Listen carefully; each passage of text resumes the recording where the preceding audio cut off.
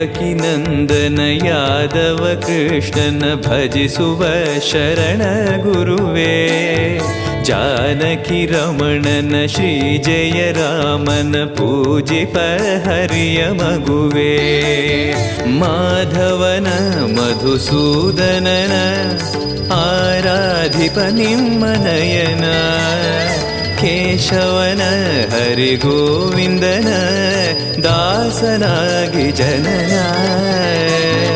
ಪೂಜ್ಯಾಯ ರಾಘವೇಂದ್ರಾಯ ಸತ್ಯಧರ್ಮರತಾಯ ಚ ಭಜತಾಂ ಕಲ್ಪವೃಕ್ಷಾಯ ನಮತಾಂ ಕಾಮಧೇನವೇ.